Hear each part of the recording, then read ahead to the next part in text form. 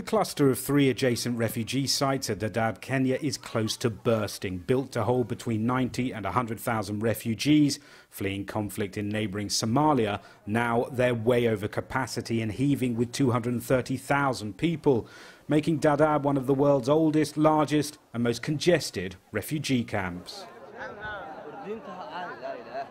The concern we have now is that we cannot even build more shelter in this area because it's congested. So most of the refugees who are coming from Somalia are depending on people who've been here, some relatives and friends who've been here for some time, who are accommodating them and have been very, very, very supportive to them and giving them at least the basics before we start giving them more elaborate support. Over the past year, more than 60,000 refugees have arrived at the camp and some 200 a day continue to show up at Dadaab's perimeter fence, too many to be processed immediately. Those with the greatest need are processed first. Others, who have relatives already in the camps, stay with them, sharing their meagre rations.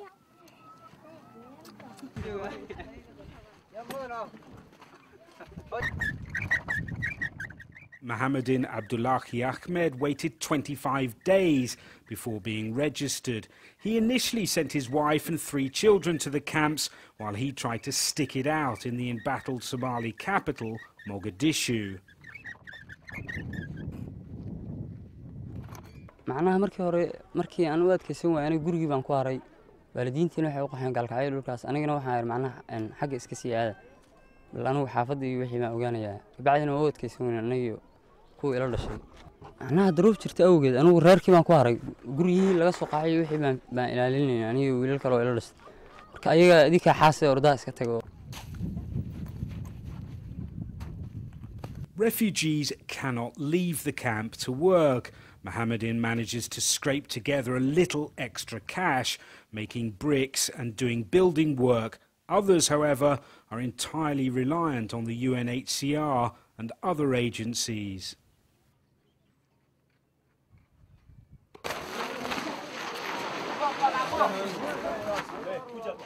Apart from shelter, refugees receive regular supplies, food, flour, paraffin, but the growing numbers are stretching the camp's limited resources.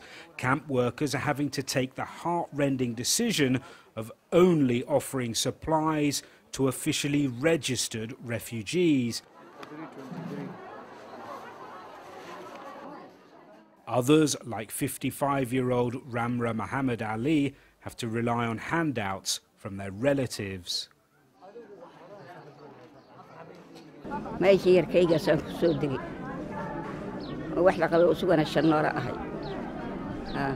She said, I was leaving.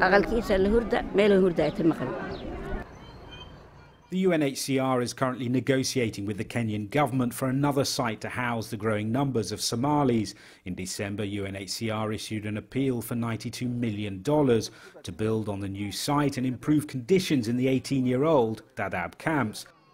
Dahir Mohamed Ali first came to Dadaab in 1991 when the Somali government collapsed and fighting triggered the first wave of refugees. In 18 years, the former camp chairman has seen nothing like today's overcrowding. The food, the little bit we have, we share. The people, they are coming with empty hand.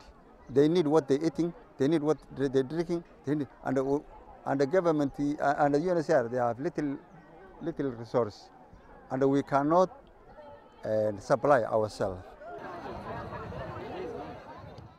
With the situation in Somalia likely to become even more unstable in the coming weeks, there are fears that Kenya's camps could reach breaking point.